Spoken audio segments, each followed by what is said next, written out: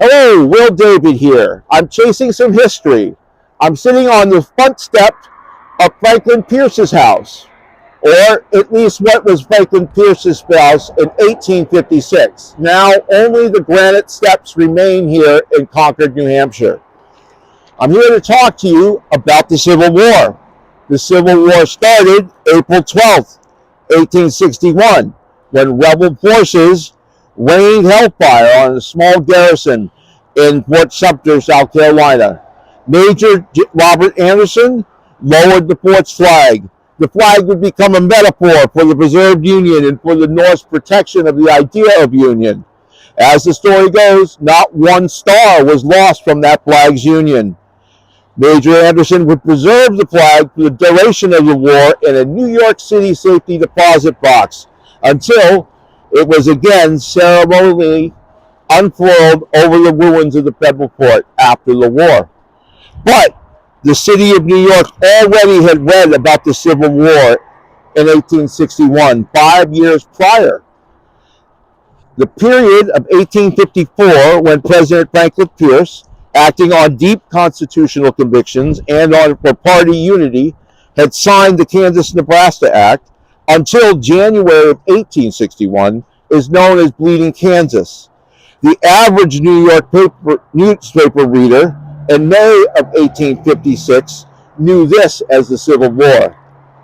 Because the contentious history of slavery in the Kansas-Nebraska territory would now be decided by popular sovereignty because of the Kansas-Nebraska Act, two rival governments developed, one based on free labor principles, one based on slavery.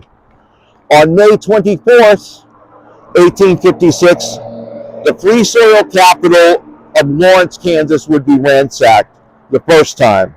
Then, on May 24th, the religious zealot and radical abolitionist John Brown would perpetrate a massacre at Patawawa Creek. Before the sack of Free Soil, Kansas, Lawrence and Brown's atrocities, the New York Daily Times reported on March 18, 1856, on page 4, that the Senate Territorial Committee had authorized President Pierce to use federal troops against Free Soil settlers in Kansas Territory. The paper then called the possibility a civil war. By May, both the New York Times and the New York Tribune had called the violence in Kansas-Nebraska territory, quote, civil war. By June 8th, the Baltimore Sun was reporting under the headline, the Civil War in Kansas. When did the Civil War start? Makes an interesting discussion. Good to ask history students, historians can debate. Occasionally, in that discussion, 1854 will come up. While most now agree the Civil War started in 1861, if we were newspaper readers in New York City in 1856, we would have felt differently.